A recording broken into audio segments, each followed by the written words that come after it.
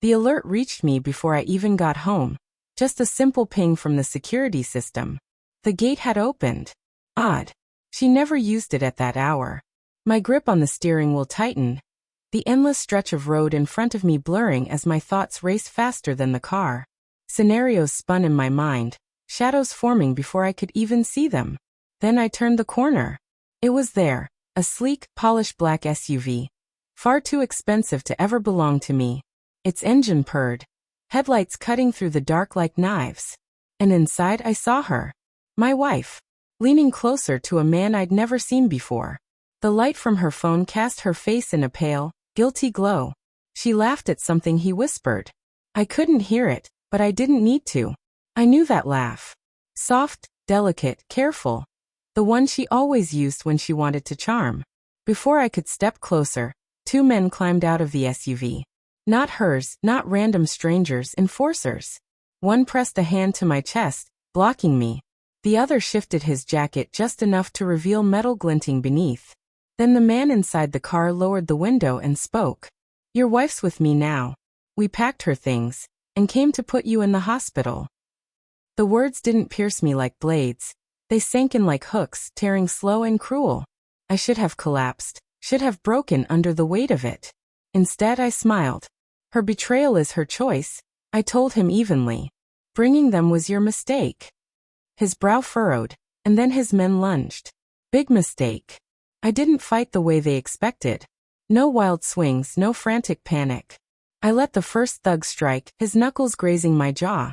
While he thought I'd crumble, I stepped into him, calm and precise, driving my elbow into his throat. He dropped, gagging for air. The second rushed too fast, too sloppy.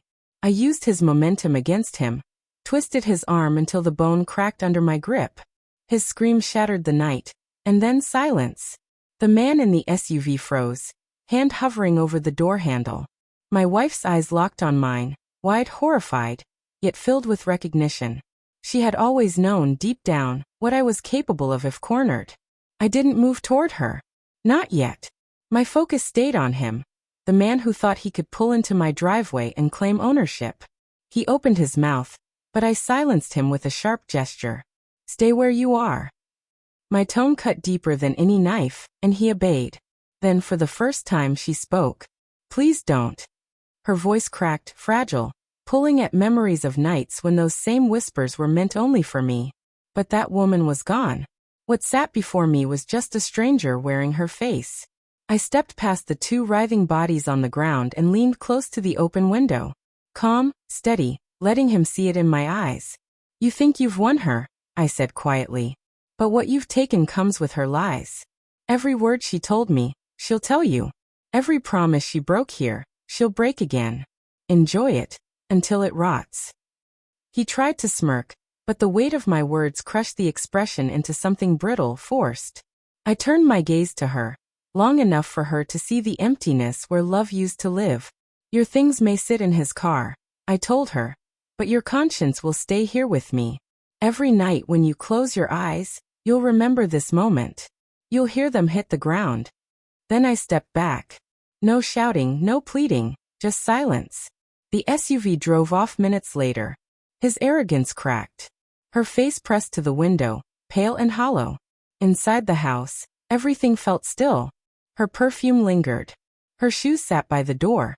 A faint dent on the couch cushion marked her absence. Remnants of a life we had built, now emptied by her own hand.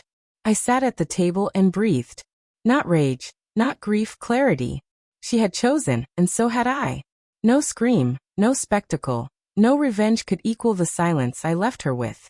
She would live with it forever. A ghost of me carved into her memory. Her betrayal was hers to carry, not mine. I poured a glass of water, steady hands betraying none of the storm that once threatened to drown me. For the first time, I understood. Real control isn't about clinging on. It's about knowing when to release. And I had released her. When I finally switched off the lights and climbed the stairs alone, I didn't think of her. I didn't think of him. I thought only of the sound of the door closing behind me. Final, absolute.